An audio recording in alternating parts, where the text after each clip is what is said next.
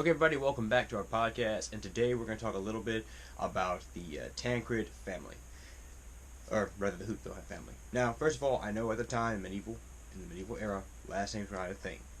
Hootville is actually means high villa, or high house. It was the name that the where the Tancred boys grew up in. It was the name of their household. It meant high city, and some people say that it might have been somewhat holy to show like their high status and their closeness to God within the name. Now, their father, Tancred, had two wives, Frisinda and, I'm probably going to butcher this pronunciation,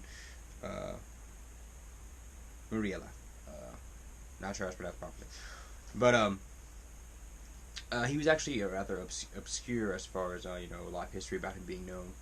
He was not an extremely wealthy man, but he was able to provide for 12 of his sons. And remember, back then, horses, because the Normans fought on horseback, they had changed from fighting on foot since the Viking days. He was able to provide horses for them to train with, arms, and armor for all of his sons. He had 5 sons with his first wife, William being the first one, Drogo being the second, Humphrey, Geoffrey, and Serla. By his second wife, he had Robert, probably the most famous of them all, and one we're going to talk a lot about, Robert Guiscard, as he became known. Another William, Mauger, Aubrey, Tancred, Humpbert, and Frisinda. Now, it's very important to understand the origin of the people we're talking about in this sort of scenario, because the way you grow up changes a whole lot. That's why I said this is going to be family versus family as opposed to just a single Norman soldier versus a single Mongol soldier, because I think they could have way more different outcomes than a war between two clans. It's going to have a more definitive outcome based upon the attitude of the people involved in a fight as such. Now, the Tancred brothers, when they first arrived, the first 3 of them arrived in Sicily in 1035, they worked together. They agreed to work together. Drogo and Humphrey, they followed William's orders as he said so.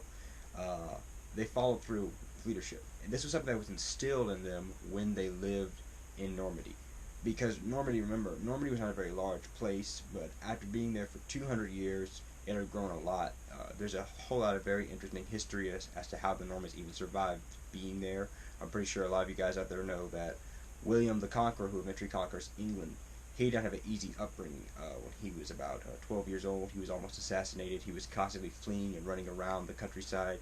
He almost never became Duke of Normandy in the first place because he was illegitimate. If he's alive, he's legitimate to me. But he had a very rough upbringing because these were very turbulent times. You could be killed just like that in 11th century Normandy as well as 11th century Sicily.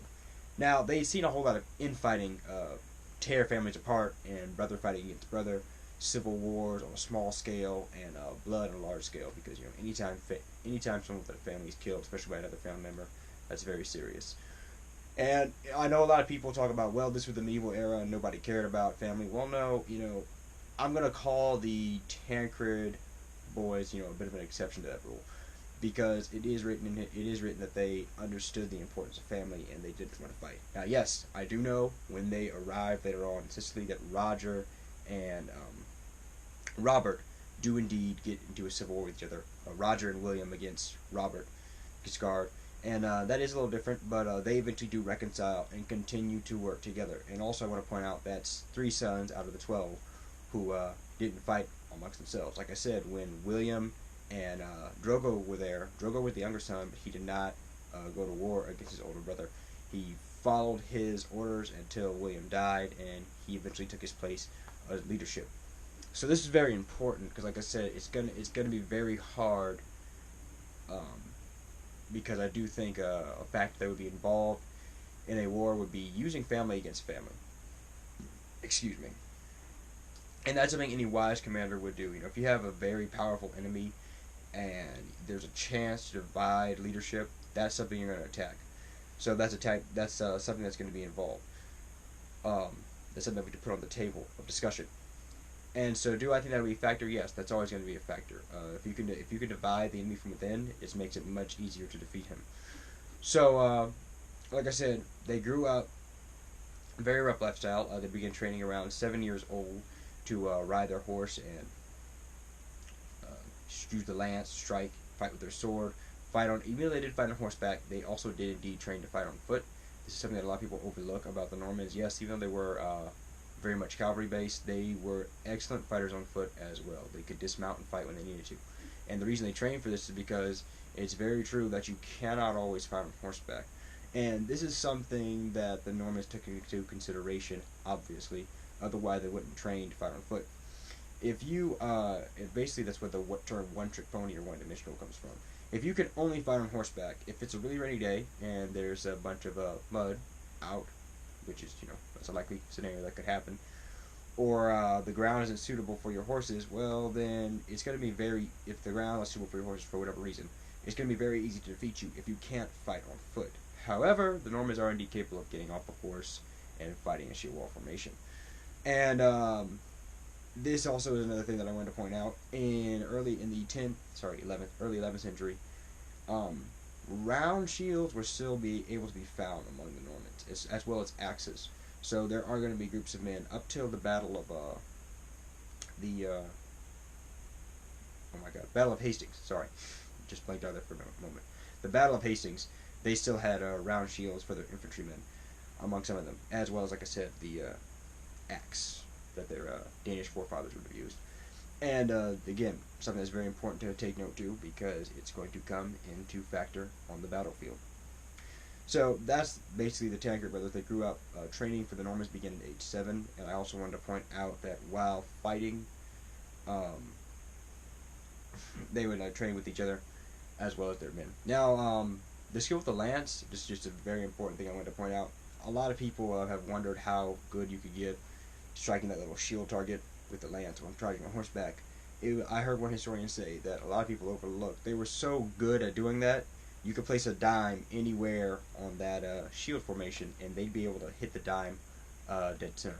That's how accurate they were with their lance by the time they're about 20 years old.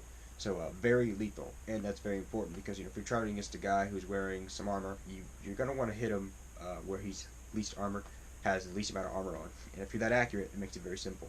And the cavalry charge by the Normans was known to be extremely devastating, even against other strong cavalry. And this is why, if you're training since you're 7 years old to you're 20 years old, that's 13 years where you've learned to move in a tight formation together. It's a whole lot of discipline, a whole lot of exercise, and a whole lot of preparation that's gone in for that battle. And in my opinion, the Normans were just as disciplined as the Roman armies were as far as their cohesion and their resilience in fighting. Because, if you train since you're 7 years old, that's like a Goge level. I know some people say start at 12, but there were indeed Normans who started training at 7, and they were trained to be warriors. They had a very adventurous spirit, and they were people call them audacious fighters. And if they could fight, they would fight amongst themselves, but the second an outside enemy opposed them, they would instantly unite to fight together with each other. Now on the other side with the Mongols, we have Genghis Khan or Genghis. Like I said, I'm going to keep saying both because I'm not sure which way it can be pronounced. That's just me. But he also is he's a major stepping stone for the Mongols. When he was born, the Mongols were divided into many different tribes.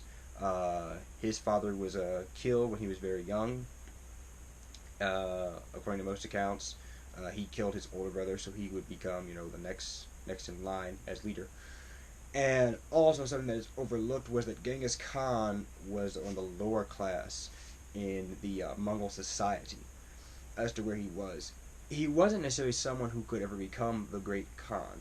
He wasn't looking at his standing in society. He shouldn't be able to rise to such heights. And there were indeed classes that separated the Mongols. And this is something that's overlooked. He was able to overcome all these adversities, not just on the battlefield, but also adversities in his political standing. Like, for instance, a good example to show how tough it is to change something like that. A lot of people know of in Rome, it was very unlikely for certain people to become emperor when we had emperors. So Janus, for instance, that was the name I was trying to think of. So Janus in Rome tried marrying into the royal family to get his bloodline closer to the emperor, and when the emperor realized what he was doing, he said, no, you can't do that. And then, as anyone, if you know history, so Janus winds up being assassinated, and his entire family wiped out for him daring to try to step into those places. Sorry, to try to step into that place, that higher standing society. They didn't want him there. And Genghis Khan is in the same position for a very long time in his life, so there's great danger there.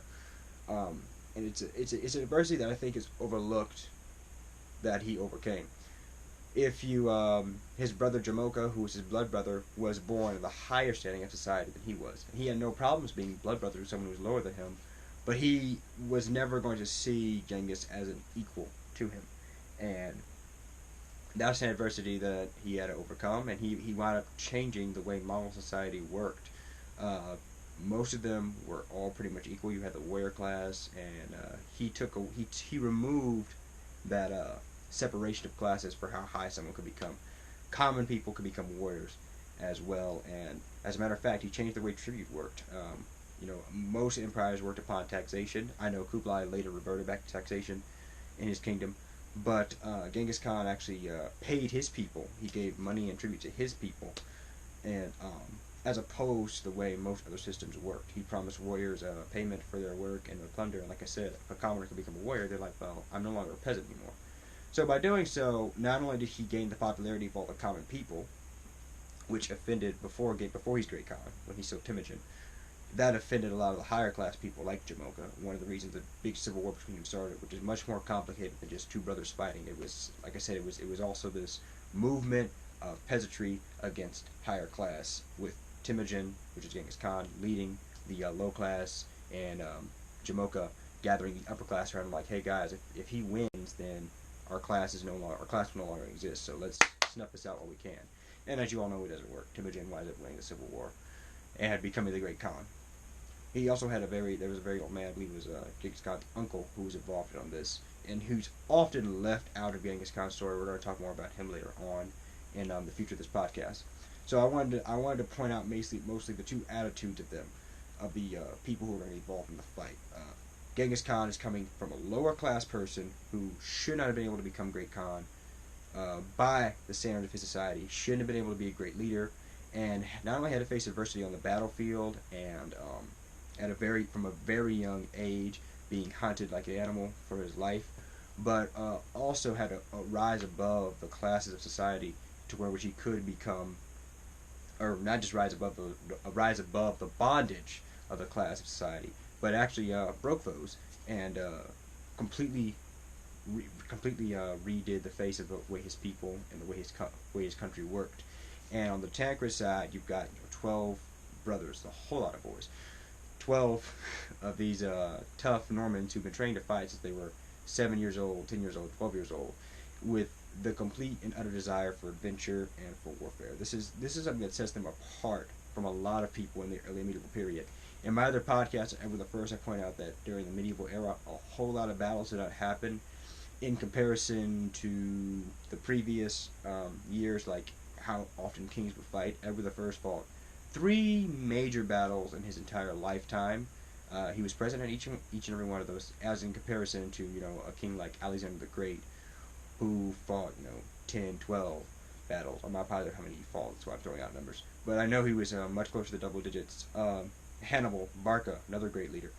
And he lived to be, the interesting thing is, he lived to be around the same age as Edward the First. They both died in their 60s. But he fought way more than 3 battles, and they were all severe. If you just did a list of, you have Trebia, you have Cana, you have Zama, you have, can't think of the other one now, River Trasimene. So he fought a lot of battles, and he fought on a much bigger scale, and that was in the previous world. But to let you know how much more the Normans fought and were ready to fight, William Ironarm, first son of Tancred, when he arrived in Sicily, he arrived in 1035. He fought these battles much later. In 1 year, he fought 3 battles and was outnumbered by 2 to 1 or more in each and every one of those battles. He was outnumbered 3 to 1, I believe, in one of them. But that's how much more often the Normans fought and how much more eager they were to fight. And the reason for that eagerness, again, was because of that strong discipline that they had.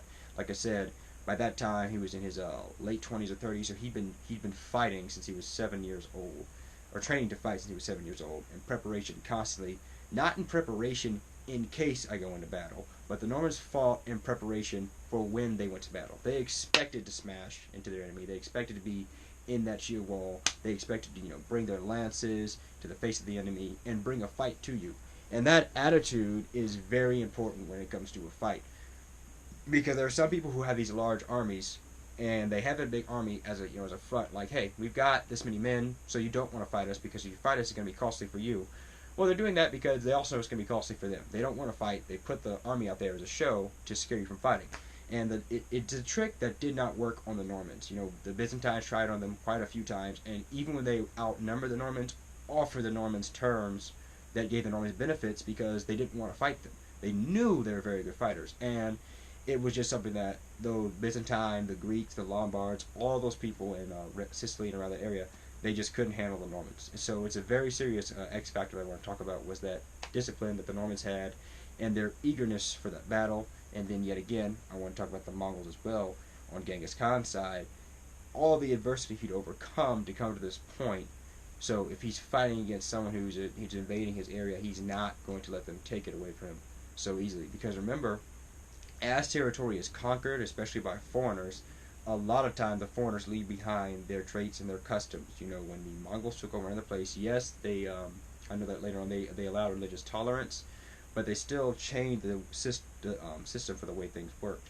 One of the reasons they were so successful in taking China was because of they let the peasants they allowed the peasants to be equal with them. It was an issue of pride that would separate them from the peoples they conquered. Usually with the nobility and the noble families that were in great danger of being slaughtered. The peasants were the ones who oftentimes even helped the Mongols who were invading their lands to overthrow their own people because their own people kept too harsh of a boot on them. So that's another factor that's going to be involved if they're fighting. Who are the peasants going to help? And yes, the peasants did indeed suffer when there was a civil war between Roger William on one side, the second group of sons of Tancred, and Robert Guiscard on the other. The peasantry in the land did suffer very well. So if the Mongols were to come during such a time as that, yes, I do believe there would be some peasantry that would want to help the Mongols, especially since the peasants were Lombards and not Normans. They weren't Normans. So there's already, I know a lot of people might be thinking, well, there's separation between race, and that could come into play, or the fact that the Mongols are heathens and don't worship the same god as they do. That would indeed come into play. I do think the difference between race would be there. But remember, the Chinese, who were invaded by the Mongols, more than likely didn't worship the same god as the Mongols either. But the peasants were eager to help them overthrow their leaders. So if there's war going on between leading factions on the Norman side and the Mongols come there, yes, I do think there could be a chance that the peasantry would be willing to allow the Mongols to take over. But then again, like I said, because the extreme vast difference, because Mongolians and Chinese are a little closer in area, they know about each other for a long time, but the vast difference in culture and custom, I do think would scare the population of the peasant population in a Norman area a little bit more, to which they probably wouldn't want that to happen. I still think there will be some who will be willing to, if you think your leader is worse than your enemy, you're probably going to let your enemy, there's a chance you'll let your enemy overthrow him. So those are two important X factors that we're going to talk about. Stay tuned for more. We'll be bringing you more videos.